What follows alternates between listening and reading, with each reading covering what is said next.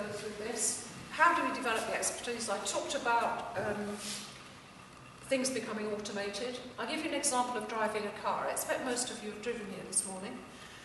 When you first start driving, if you can remember that, you have to talk to yourself.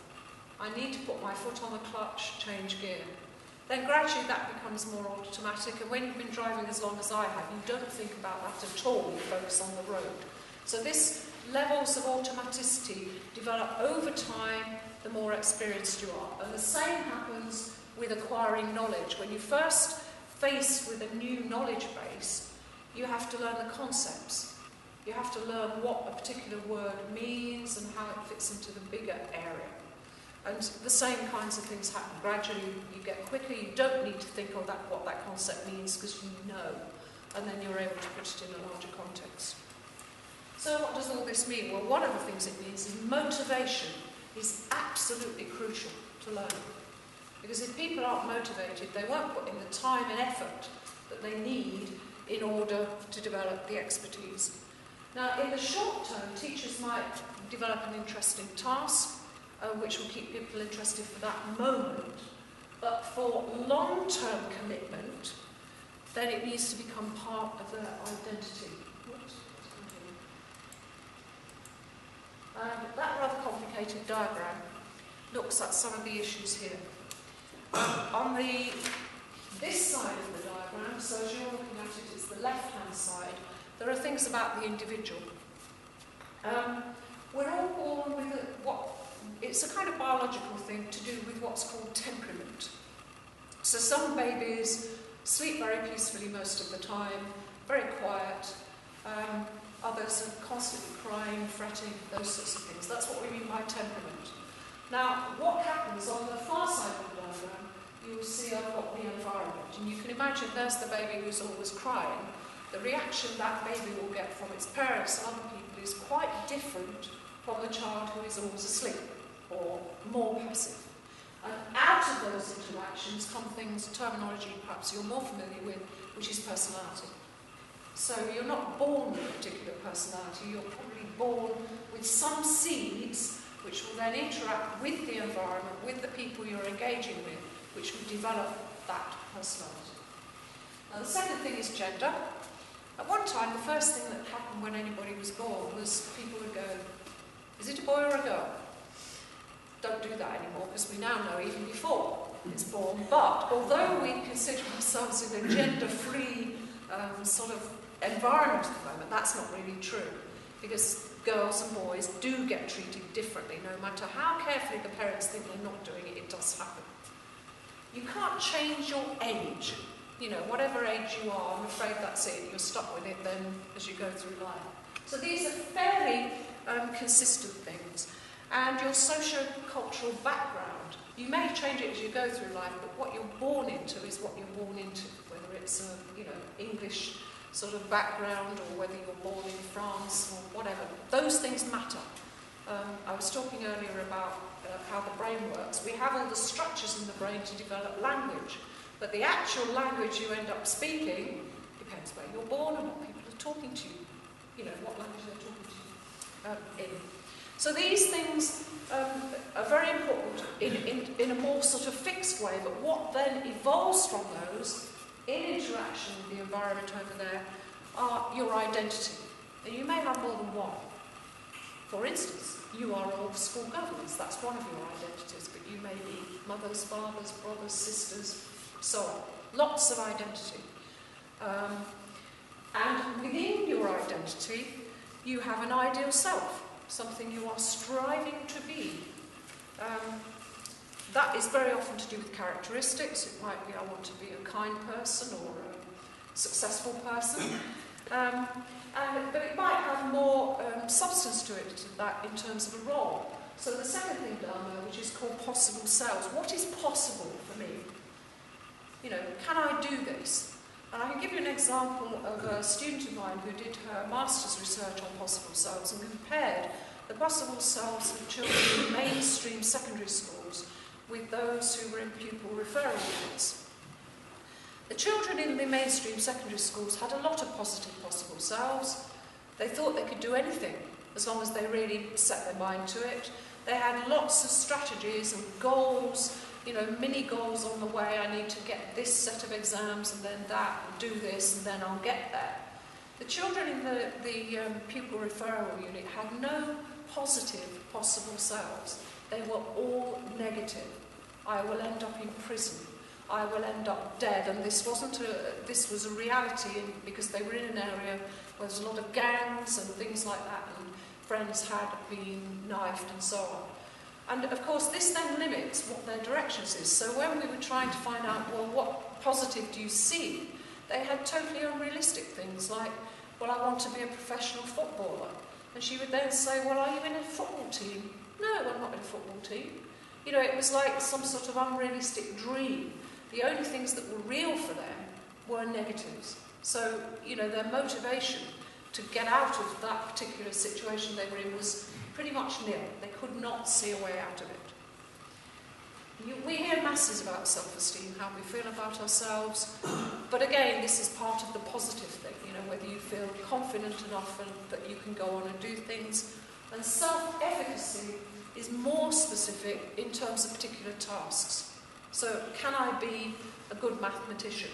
Am I good at particular things? Can I do this particular maths task that I'm being presented with? All of those things, then, as I said, fill in to your goals and aims. Where am I going with my life?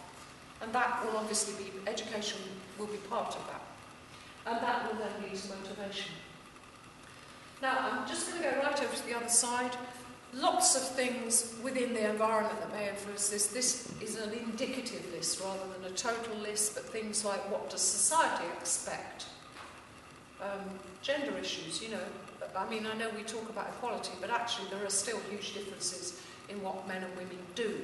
So there are societal things and cultural things, subgroups within societies which may expect different things of different groups of people. Family, same kind of issue. Friends, peer groups, the educational environment, what are schools expecting of me, my school, and have I got specific opportunities for other things. And what happens is they interact with this side in order to see or to produce, if you like, motivation. Now there are two things in the middle, and these are really important. I'll start with the bottom one, cognitive processes. If you talk to people when they come out of a football match, you will be very surprised, no, you won't be surprised at all, you will hear that the two sides, the two different groups of fans, have very different views of what's gone on in the football match. So, wherever we go, whatever we do, we bring with us certain kind of preconceptions or thoughts which determine how we interpret what is going on in the environment, which then leads to how we feel about it. I've given you the football example. I'll give you a more educational example, success and failure. Two children have done a piece of work or done a test. They both failed. Okay? So one takes this on the chin and says, this is me. I am not very good at this subject. I can't do it. I'm hopeless at it. And they give up. The other child goes, the teacher's awful. The test was more difficult than it's been. I hadn't tried very hard because I was busy doing some other activity.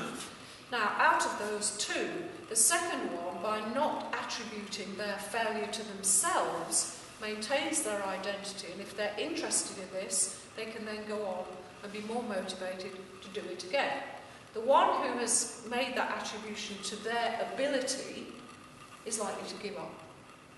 Or not give up, not necessarily give up in the sense of not doing it, because they may have no choice about that, but give up in the sense of, I can't do this, I'm not going to try, it's a waste of energy.